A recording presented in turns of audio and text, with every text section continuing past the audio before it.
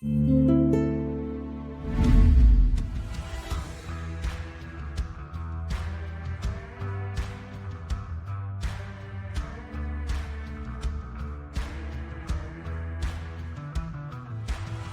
mundo de la mecánica automotriz está en constante innovación.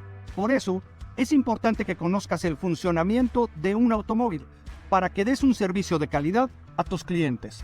En este diplomado de mecánica automotriz, te acompañaremos para que aprendas de primera mano todo sobre los automóviles, sus fallas y cómo solucionarlas. Espero que estés listo para emprender una nueva aventura, porque nosotros en Aprende Institute, sí.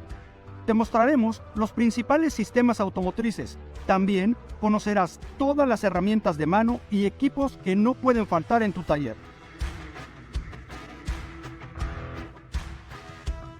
Además, te enseñaremos los tipos de servicios de mantenimiento que existen y sus 3 niveles para que dejes los autos como nuevos.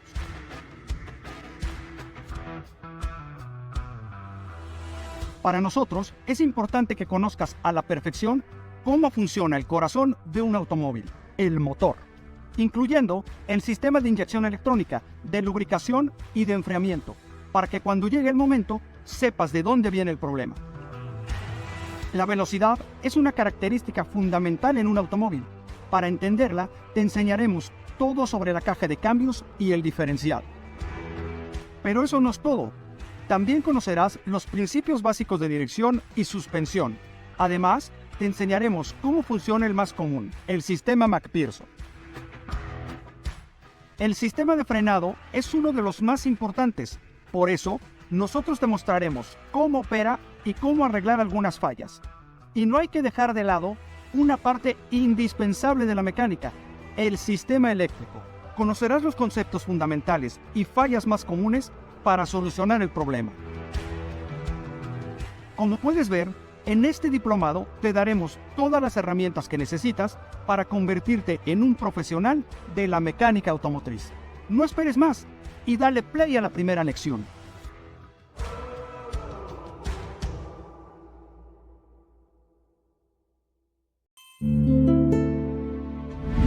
La industria automotriz es una de las que más han crecido a lo largo de la historia. Y cómo no, si gracias a los autos nos movemos y se transporta todo lo que necesitamos para vivir. Dentro de todo ese avance, los mecánicos tenemos un papel muy valioso. Puede que mucha gente sepa manejar, pero solo algunos conocemos el secreto de la máquina y su funcionamiento. Y para que tú formes parte de ese grupo de profesionales, en este diplomado te voy a compartir todo lo que he aprendido en mis años de experiencia. En esta primera lección, te presentaré el mundo de la mecánica automotriz. Hablaremos de su impacto en la sociedad y también sobre cómo puedes encontrar mejores oportunidades laborales dentro de este campo.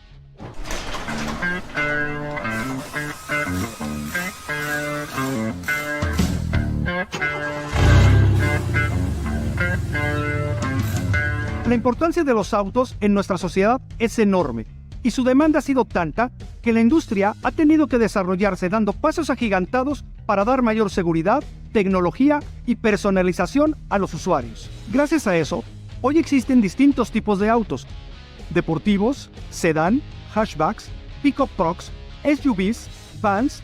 Solo imagina la variedad que hay por todo el mundo, entre los modelos y marcas que abarcan todo este mercado. La magnitud es impresionante. Se calcula que en los últimos 15 años, solo en Estados Unidos, se han producido y vendido más de 150 millones de autos. Y lo mejor, es que así como ha crecido la industria, también lo ha hecho nuestro mercado laboral. Según las estadísticas locales, se estima que de aquí al 2026 haya 46,000 puestos disponibles en la industria de la mecánica automotriz. Como profesional de la mecánica, lo más obvio es que un cliente te busque para resolver alguna falla de su auto, pero los servicios de mantenimiento constante también son una gran oportunidad de negocio. Muchas personas lo olvidan, pero hacer check-ups regulares es esencial para que los autos entreguen su mejor rendimiento. Después de todo, es normal que los componentes se vayan desgastando, y si se revisan a tiempo, tus clientes evitarán muchísimos problemas, sobre todo reparaciones muy costosas. Otra ventaja es que si más adelante quieren vender su auto, tenerlo en las mejores condiciones, con cuidados preventivos, mantendrá su valor para el mercado. Sin duda, el servicio mecánico juega un papel importantísimo en la industria automotriz, ya sea que emprendas con tu propio taller o trabajes para dealers y concesionarias. Las oportunidades son cada vez más. Nuestro oficio se ha beneficiado del crecimiento de la industria, pero el avance tecnológico que ha tenido nos obliga a prepararnos mejor que nunca. Hace 1 o 2 generaciones, los autos tenían motores más sencillos y no contaban con muchos componentes. En ese entonces, nuestro trabajo requería de conocimiento, aunque no era tan especializado. Ahora las cosas son muy diferentes. Para empezar, los autos modernos pueden llegar a tener hasta más de 30 computadoras y decenas de sensores y comunicadores para que todos los componentes funcionen perfectamente. Y este no es el final de la carrera. La tecnología automotriz sigue y seguirá evolucionando. Y cada día hay procesos más complejos de interconexión de computadoras y dispositivos electrónicos, porque la tendencia es que aumenten los autos híbridos y los cero emisiones. Por eso, debes dominar el conocimiento de los dispositivos eléctricos y electrónicos, y lo mejor es no confiarse y seguirse capacitando con diplomados y certificaciones. Además, hay muchísimos, y tomarlos te ayudará a conseguir más clientes y aumentar tus ingresos.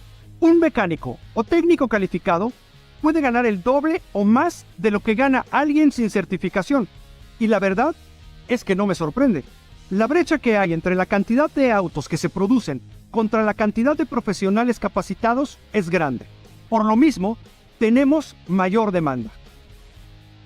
Y ahora que entiendes su importancia para la sociedad y conoces los servicios que puedes ofrecer, así como las ventajas que tiene estudiar y certificarse, es momento de avanzar a la siguiente lección. Ahí ya entramos en tema y te explicaré el funcionamiento del componente que es el corazón del automóvil, el motor. ¿Qué esperas? Avanza ya al siguiente video.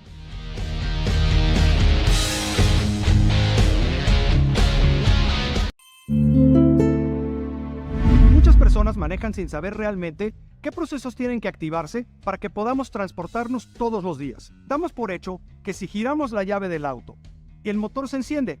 Pero ¿cómo funciona esto? No todas las personas tienen que saberlo, pero quienes nos dedicamos a la mecánica debemos dominar el funcionamiento y las particularidades de los motores. Por eso hoy nos acercamos a la operación de un motor de gasolina y conoceremos la diferencia con uno de diésel. Así que veámoslo.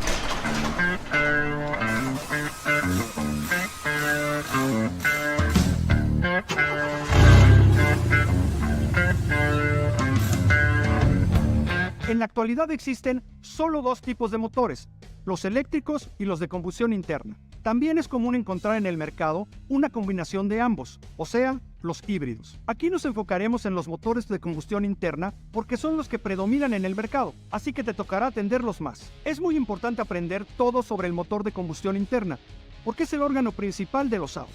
Sin él, simplemente no habría movimiento. Para entender cómo opera, nos apoyaremos del motor de un Toyota Corolla 2017. Decimos que el motor es el núcleo del sistema porque convierte la energía del combustible, como gasolina o diésel, en movimiento. Esto lo logra al quemar el combustible dentro de una cámara especial. Por eso se llama combustión interna. Y ojo, según el combustible que usemos, tendremos pequeñas variaciones en las piezas o en la operación. Hablemos primero del motor a gasolina. De manera simple, para que el motor genere movimiento, debe pasar por 4 fases que se repiten mientras el auto está encendido. Estas fases son admisión, compresión, combustión o explosión y escape. Estos 4 ciclos fueron perfeccionados hace mucho tiempo, allá por el año de 1876, por el alemán Nikolaus August Otto. Por eso este proceso también se le conoce como ciclo Otto. Las fases suceden en el bloque de motor o engine block. En él encontramos 4 cilindros que contienen pistones que se mueven arriba y hacia abajo. Estos desplazamientos empujan las bielas y a su vez hacen girar el cigüeñal o crankshaft. Esta es una pieza muy importante porque junto con otras ayuda a generar el avance de los vehículos. La mayoría de los autos comerciales tienen 4 cilindros, pero hay de 6, 8, 10 o hasta 12. Existen motores con más cilindros, pero es raro verlos. Hoy día, los autos de la Fórmula 1 tienen motores de 6 cilindros, pero combinados con un motor eléctrico, esto los hace híbridos y pueden producir hasta 1000 caballos de fuerza. Pero bueno, volvamos a las 4 fases del motor de combustión interna. Más adelante veremos a detalle cada una, pero por ahora basta con que entiendas el funcionamiento general. En la fase de admisión se abre una válvula o intake valve, por la que entran el aire y el combustible. En este caso, gasolina. En la segunda fase, que es la de compresión, la intake valve se cierra y la válvula de escape o exhaust valve permanece cerrada. El pistón va hacia la parte superior del cilindro y comprime la mezcla de aire y gasolina. Un poco antes de que el cilindro llegue hasta arriba, comienza la tercera fase, que es la explosión. En esta, una bujía lanza un arco eléctrico, mejor conocido como chispa. Esta enciende la mezcla y la explosión mueve el pistón hacia abajo.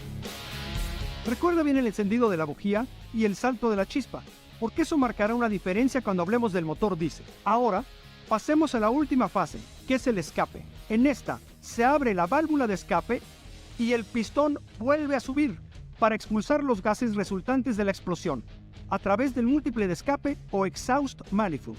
Cuando esto sucede, los componentes están listos para comenzar de nuevo. Este ciclo se repite de forma continua, mientras el motor esté encendido. Ahora, es importante hacer una anotación. Debido a este funcionamiento, los pistones y las válvulas deben trabajar en sincronía. Las válvulas deben abrirse y cerrarse en los momentos correctos. Imagínate qué pasaría si durante la fase de compresión la válvula se abriera. La mezcla de aire y gasolina escaparían en ese espacio. Y es por eso que el motor debe tener una cadena de tiempo o banda, para que todos los componentes estén coordinados. Como ves, un ciclo se completa cuando el pistón sube y baja 2 veces, empuja la biela y genera el movimiento del crankshaft. Este gira 2 veces más que el árbol de levas, o camshaft. Ambas piezas están conectadas a través de la banda. De hecho, para que el motor arranque, el crankshaft debe girar, porque ese movimiento hace que las válvulas y los pistones comiencen su ciclo. Pero no siempre ha sido así. Hubo una época en que la gente arrancaba los motores a mano, a través de una palanca, y esto podía llegar a ser muy peligroso. Por eso se inventó el motor auxiliar, marcha o starter, que es eléctrico y funciona gracias a la batería del auto. Este ayuda a arrancar el motor porque hace girar un engranaje en el crankshaft. De manera sencilla, eso sucede cuando movemos la llave o apretamos el botón para encender el auto. Ahora veremos qué pasa con los motores diésel. Estos también realizan una combustión interna, con los mismos 4 tiempos. El orden de los pistones, las válvulas, el crankshaft y las bielas, también conocidos como connecting rods, es casi el mismo. Por lo tanto, comparten muchos elementos con los motores de gasolina, pero también tienen piezas y funciones únicas. Una de las diferencias principales está en cómo se quema el combustible. En un motor diésel, la mezcla de aire y combustible no necesita una chispa para encenderse. Además, está diseñado para manejar altos niveles de compresión de aire. Veamos cómo funciona. El diésel no se mezcla fácilmente con el aire, como lo hace la gasolina. Entonces, en la fase de admisión, cuando se abre la válvula, entra solamente aire sin combustible. En la segunda fase, se comprime este aire. Después, en el siguiente tiempo, un inyector rocía el diésel sobre el aire comprimido. Esto hace que casi inmediatamente se encienda esta mezcla, pues el aire está muy caliente por la presión y así genera la combustión. En el último tiempo, los gases se liberan de la misma manera que en el motor a gasolina. Hay algunos motores de diésel en los que la inyección no es directa, sino que tienen una precámara, pero aún así siguen admitiendo el aire y comprimiéndolo. Y justo como los motores diésel manejan niveles más altos de compresión, se construyen con materiales más gruesos y fuertes. Esta puede ser una desventaja, porque hace que las piezas sean más costosas. Pero estos motores también tienen sus ventajas y otras diferencias. Por ejemplo, pueden producir más torque o par motor a bajas velocidades. El torque es la fuerza que se aplica para que algo gire. No hay que confundirlo con la potencia, aunque se relaciona. También hay que decir que esto no afecta la velocidad del auto.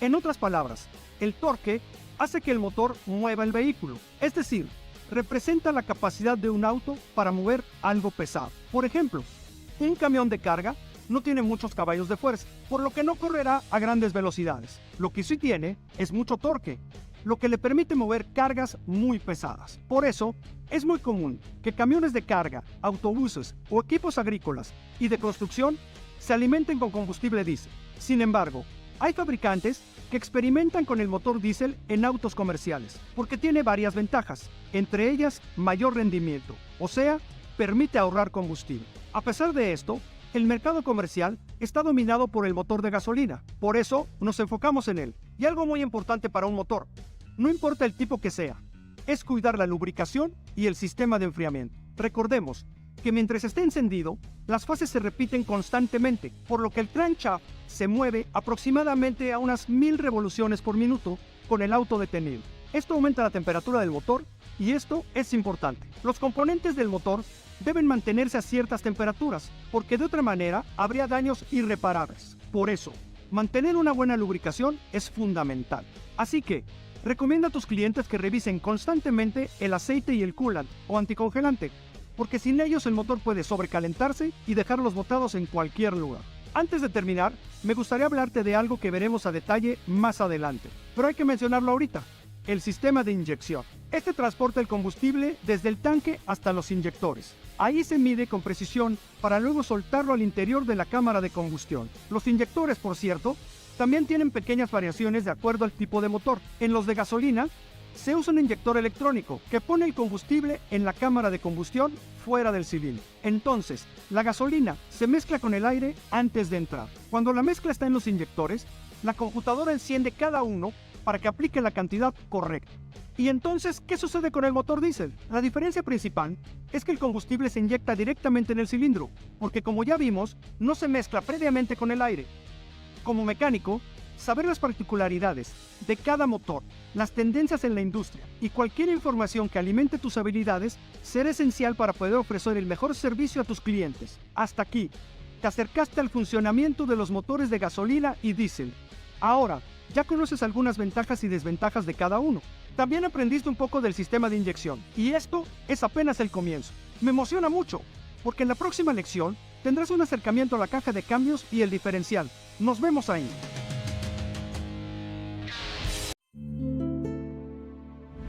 Ya vimos que el motor es el corazón del auto, y que de sus entrañas surge el movimiento para llevarlo a las llantas. Esto lo logra a través del sistema de transmisión, formado por la unión de dispositivos como la caja de cambios y el diferencial. Por eso, en esta lección, haremos un primer acercamiento al funcionamiento de este dispositivo y sus partes.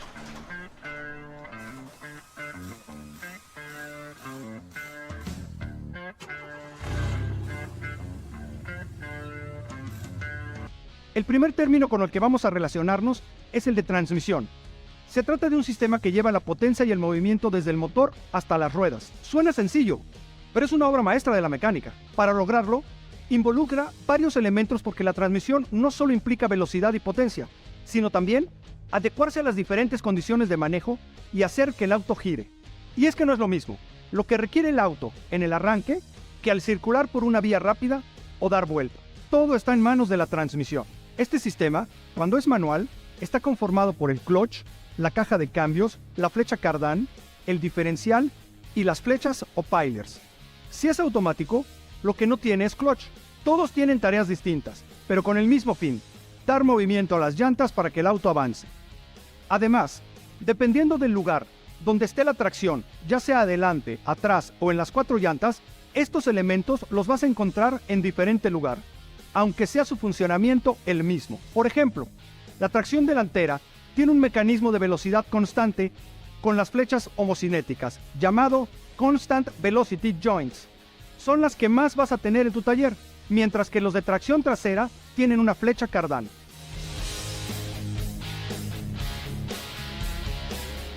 El primero de los componentes de la transmisión es la caja de cambios o gearbox, manual o automática. Se trata del mecanismo que permite que el auto tenga diferentes velocidades y par motor, cuando va en línea recta o cuando gira. No siempre requiere la misma velocidad o fuerza. Por ejemplo, las velocidades bajas tienen más par motor, y si subes la velocidad, el par motor baja. Y cuando arranca el auto, ocupa más fuerza para moverse. Incluso las llantas giran a 1/3 de la velocidad generada por el motor, pero con el triple de fuerza. Luego sube a segunda, y tercera y cuarta velocidad. Pero si llegamos a una subida, entonces hay que bajar la velocidad para tener suficiente fuerza. Todo eso es posible gracias a la caja de cambios. También hay semiautomáticas, pero solo veremos manual y automática, que son las más comunes y las que seguro llegarán a tu taller. Comenzamos con la caja de cambios manual, o Manual Gearbox. Sus elementos visibles son la palanca y el pedal del clutch. Este pedal activa el clutch, que está conformado por un plato opresor y un disco, y es el vínculo entre la caja de cambios y el motor. Además, trabaja en conjunto con engranajes y ejes para pasar o suspender la potencia del motor a la caja. Lo veremos a detalle más adelante. Pero por ahora, lo que tienes que saber es que funciona con engranajes que se sincronizan para que los conductores cambien de una velocidad a otra. y cualquier daño, por lubricación o por mal uso del clutch, lo tendrás que arreglar. Como su nombre lo indica, la caja de cambios automática es capaz de seleccionar todas las velocidades que requiere por sí misma. Es un mecanismo complejo, y a diferencia de la manual gearbox, tiene un convertidor de torque y funciona con presión hidráulica. Su funcionamiento transmite la potencia a las ruedas de forma más eficiente, porque el convertidor de torque acopla el motor y la transmisión casi sin interrupciones. Aunque existe desde 1940, este tipo de caja apenas se está convirtiendo en la más popular en Estados Unidos, así que de seguro la verás muy seguido. El siguiente dispositivo del sistema que vamos a conocer es el diferencial o differential. En la tracción delantera, este se encuentra junto a la caja de cambios, y en la tracción trasera tiene un intermediario, la flecha cardán. Este mecanismo también tiene engranajes. Los principales son el piñón y la corona. Su tarea principal es garantizar el giro, o que el auto dé vuelta, y repartir la velocidad entre las dos llantas a las que el motor dirige la potencia. Mientras el auto avanza en línea recta, el diferencial dividirá ese poder en dos partes iguales para cada llanta, pero cuando gira, el torque que llega de la flecha cardán llega primero a un piñón que está empalmado a 90 grados de la corona. Entonces, durante el giro, el neumático que queda como externo tendrá más velocidad que el interno. Esto es porque cuando el auto gira, la llanta externa recorre más trayectoria. Su arco es más largo que el de la llanta interna. Esto hace que el auto no pierda estabilidad. Muy bien, llegamos al fin de la lección. ¿Qué te pareció el sistema de transmisión? Es fundamental conocerlo para que le des el mejor servicio a tus clientes. Hoy vimos los integrantes de la transmisión, como las manual y automatic gearbox y el diferencial. En la siguiente veremos suspensión, dirección, frenos y sistema eléctrico. Así que no te desconectes. ¡Hasta luego!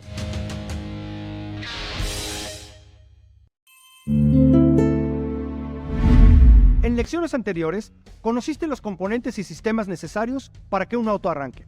Pero antes de profundizar en su funcionamiento, hace falta revisar lo que sucede con la única parte del auto que tiene contacto con el suelo, los neumáticos. Detrás de estas ruedas se esconden los sistemas que permiten frenar el auto, amortiguar su movimiento y seguir el rumbo de quien está conduciendo.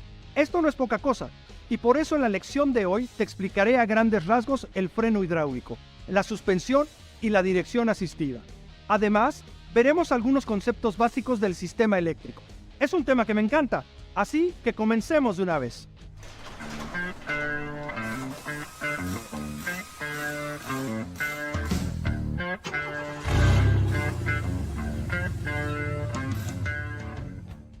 Todos estamos de acuerdo que un auto es mucho más seguro cuando sus neumáticos o tires tocan el piso mientras ruedan, ¿cierto? Que un neumático se arrastre o se despegue del suelo nos hace perder el control del vehículo y con ello ponemos en riesgo nuestra vida y la de quienes van a bordo. Sin embargo, sabemos que en el camino hay obstáculos que pueden producir este tipo de accidentes. Por eso los fabricantes han equipado los autos con sistemas que ayudan a que el vehículo se mantenga estable. La suspensión es el principal y se refiere al grupo de componentes que sostiene toda la masa suspendida de un vehículo, es decir, todo lo que está por encima de las llantas.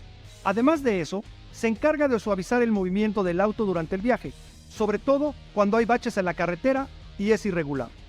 Y también permite que los neumáticos se muevan de forma independiente al resto del vehículo, para que se pueda manejar correctamente en curvas y esquinas. Para lograr todo esto, cuenta con rótulas y resortes o springs, para que la masa suspendida se mueva con libertad, en respuesta a los movimientos del vehículo, pero sin que las llantas dejen de tocar el piso. Otro componente importante de este sistema son los amortiguadores, o shock absorbers, que se comprimen y extienden al mismo tiempo que los springs, y poco a poco van absorbiendo su rebote. Porque si no, imagínate, solo con el resorte, cada que el auto pasa por un bache, estaría brincando por mucho tiempo antes de poder estabilizarse. Sin embargo, el amortiguador hace que el auto rebote solo una o dos veces. Como ves, para que la suspensión de las llantas funcione correctamente, necesita que los springs y amortiguadores trabajen juntos. Por eso, en la actualidad, se usa la suspensión McPherson, que une los dos componentes a través de una pieza llamada puntal. Más adelante en el diplomado, veremos paso por paso cómo trabaja. Pero ahora, basta con que sepas tres cosas. Se utiliza en autos de tracción delantera y ayuda a soportar el peso del vehículo. y sus costos de fabricación son muy económicos. Muy bien, pasemos a otro de los sistemas que no solo interviene en el funcionamiento de las llantas, también es uno de los más importantes dentro del automóvil, el sistema de freno hidráulico. Como su nombre lo indica, su trabajo principal es detener el auto, siempre que se necesite, y para lograrlo ocupa elementos que hacen fricción contra el disco y el tambor, o brake drum, para pararlo por completo. Esos elementos son las pastillas o brake pads, y zapatas o brake shoes, y se accionan cuando se pisa el pedal del freno. Pero para que la fuerza del pedal llegue hasta los discos o los tambores, el sistema de freno hidráulico utiliza circuito sellado de tuberías o mangueras. Este circuito está lleno de líquido de frenos, o brake fluid, y cuando se presiona el pedal, unos pistones empujan el fluido por todo el circuito. Después, ya en el otro extremo de las mangueras o tuberías, el mismo líquido empuja los mecanismos que a su vez accionan las pastillas o las zapatas para detener el auto. A grandes rasgos, ese es su funcionamiento, aunque los componentes específicos de cada parte de este sistema los veremos en otro módulo. Por el momento, pasemos al sistema encargado de que el auto vaya hacia donde queremos, la dirección asistida. Este es un conjunto de bastones y engranajes que conectan al eje delantero del vehículo con el volante. De esta manera, la dirección en la que nos movemos replica en la rotación de las llantas. Pero para girar fácil y seguro el auto en movimiento, el sistema cuenta con un componente que apoya la fuerza con la que gira el volante. A esto es a lo que me refiero cuando digo que es un sistema de dirección asistida. Hay un motor eléctrico o bomba hidráulica que asisten en el manejo del auto, reduciendo el esfuerzo de girar las llantas y de conducir el vehículo en cualquier dirección. En otro módulo, revisaremos con más calma todo lo que integra ese sistema. Mientras tanto, hablemos del último tema de la lección, el sistema eléctrico. Como sabes, la electricidad forma parte de nuestra vida cotidiana, y eso incluye cómo nos transportamos. Un ejemplo muy claro de ello es la batería del automóvil. Seguro te ha pasado que dejas las luces o la radio prendidos, y cuando quieres arrancar el vehículo, ya no enciende. Esto sucede porque el circuito eléctrico del vehículo se alimenta de la batería, y de su energía dependen muchos componentes, como son ventanas, limpiaparabrisas o luces intermitentes, pero también la bomba del combustible y el arranque del motor.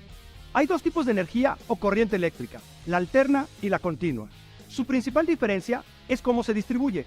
La corriente continua o directa se utiliza mayormente a través de pilas cargadas con energía. Esta energía va siempre en un mismo sentido, del polo negativo al polo positivo, y tiene valores determinados desde la fabricación, que se mantendrán estables durante su uso. Por ejemplo, la batería del auto casi siempre es 12 volts, y ese valor de voltaje será el mismo con el que energizará el circuito todo el tiempo, contrario a lo que pasa en la alterna. Este tipo de corriente no se almacena, ni va en un solo sentido, más bien se genera y se distribuye a largas distancias a través de torres y transformadores que van cambiando sus valores según se requiera. Para entenderlo mejor, piensa en la energía que llega hasta tu casa y en la que llega a un taller mecánico. Como son espacios con necesidades diferentes, tienen un consumo eléctrico muy distinto. Pero si están en la misma calle, alimentándose del mismo poste, este debe adaptar sus conexiones para la cantidad de voltaje que cada espacio va a utilizar. Ahora, es posible transformar la corriente continua en alterna y viceversa, pero ese es un tema que al menos en este módulo no necesitamos revisar. Por el momento, es suficiente que tengas claro el funcionamiento general de todos los sistemas que vimos hoy. La suspensión, los frenos, la dirección y por supuesto, la diferencia entre corriente alterna y continua. Si ya lo tienes claro, entonces puedes avanzar al siguiente módulo, donde dejaremos de lado la teoría y pondremos manos a la obra, con las herramientas que sí o sí debes tener en tu taller. Ahí nos vemos.